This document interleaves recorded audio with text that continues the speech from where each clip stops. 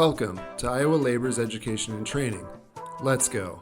Today we're talking about ropes, knots, and hitches that laborers use in construction. We'll start with common types of rope. Natural fiber rope is still being used. This is sometimes called manila or sisal rope. Like most ropes, it's made up of smaller strands that are twisted into larger strands that make up the rope, so it's important to secure everything in place.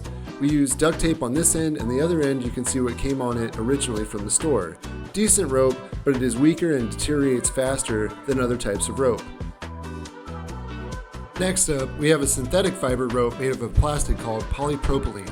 You can see it's constructed just like the natural fiber rope, but polypropylene is 1.5 times stronger, more resistant to weather, is harder to cut, and doesn't conduct electricity well, which makes it a great rope in most applications. Looking even closer at the amount of tiny strands that make up the rope, you can see why it's important to secure the ends, whether tape or fusing the strands together by melting them.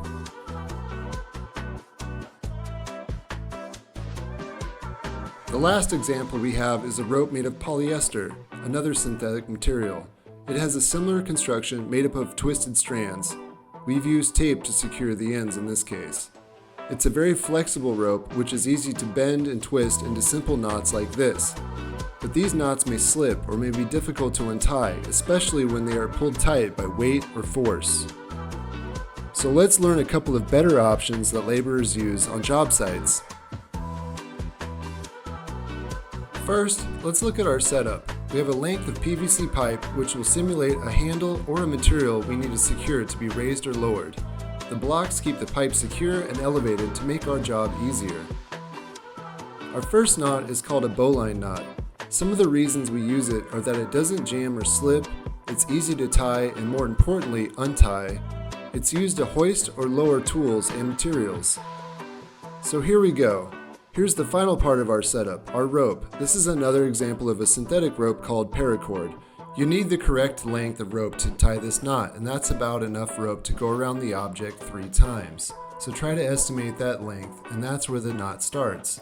First we make a loop kind of forming the number 9. With the end of the rope we're working with on top of the rest of the rope. We form that number 9 shaped loop and hold it in place with a thumb. We want to hold that loop in place because we'll be passing the end of the rope through it from below. We pass the rope over the object and come up through the loop. Here we go. We come up through the loop and pull the slack and lay the working end of the rope in the palm of our other hand next to the running end of the rope. Now we take the working end of the rope and pass it under the running end of the rope and pass it back through the loop from above. So it came up through the loop and it goes back down through the loop. We grab it on the other side and now we pull both ends to tighten the knot, which forms a secured loop around the object. It can be hard to get the knot tight against the object to prevent slipping, so it's not the best option to hoist posts or pipes. We use this knot to raise or lower tools and materials that have a handle or a secure opening to tie a loop around. In this scenario, we are working on scaffolding and need to lower a tool. This is a pneumatic chipping hammer that weighs close to 30 pounds. Luckily, it has a handle that we can tie a knot around to lower it to the ground securely. We've made our initial loop, have passed the working end over the top of the handle. Now we're coming up through the loop, under the running end, and back down through the loop. We're pulling the ends away from themselves, forming the knot, and pulling it tight. You can see the loop stays the same size and doesn't slip or jam around the handle as we lift it up.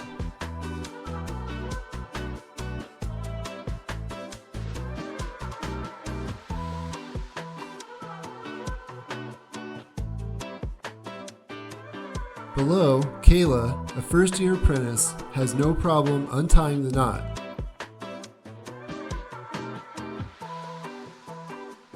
Which is exactly why we use it.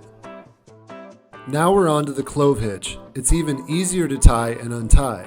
It's used to hoist or lower tools and materials. Another benefit is that it does grip both round or square objects.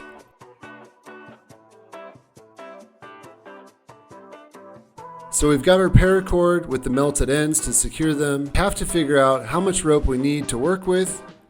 In this case, it's about 3 times around the object. So try to guess that length. With this, we must start over the top of the handle, object, or material.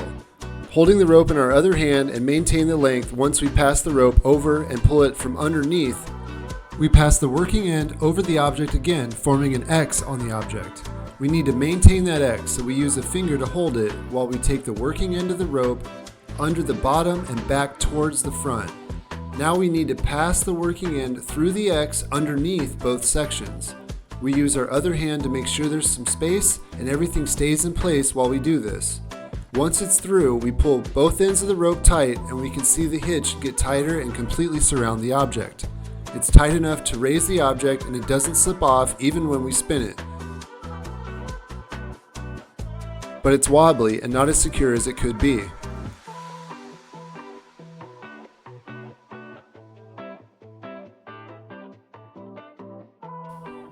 As you can see, this hitch comes apart very easily and the rope can be reused numerous times. Lastly, we'll use a clove hitch combined with a timber hitch to keep the object vertical while raising or lowering it. It's more secure and avoids objects from rotating or swinging into structures or people. For this one, we'll need to move our supports in towards the middle of the object. This will give us better access to the ends where we'll be working. So we'll start with the clove hitch. At the end, we've decided will be the bottom as we raise or lower. We do the clove hitch, measuring, starting over the top and making an X,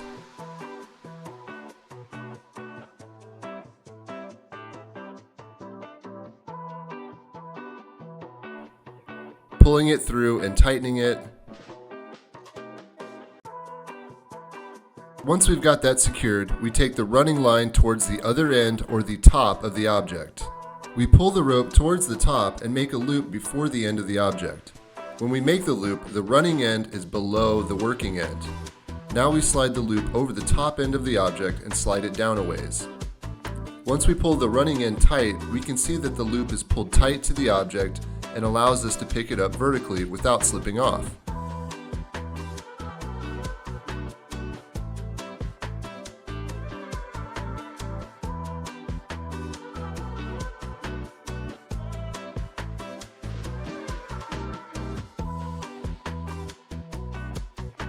We don't have to worry about it swinging or rotating, and it's easier to control as we lower. Both the hitches come off easily as well.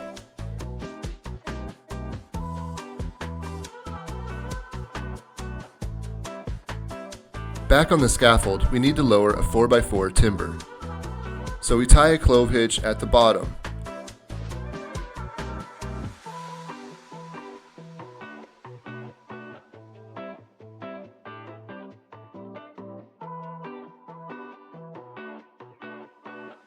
Making sure I have enough material, forming the X, holding it with the finger, coming back under the object, and now through the middle of the X underneath both strands.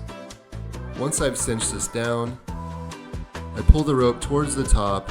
We form our loop by pulling the running end under and secure our loop.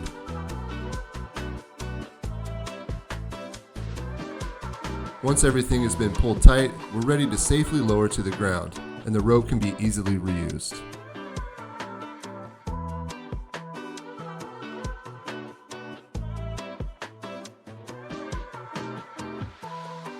These are just a couple ways that laborers use ropes, knots, and hitches in construction.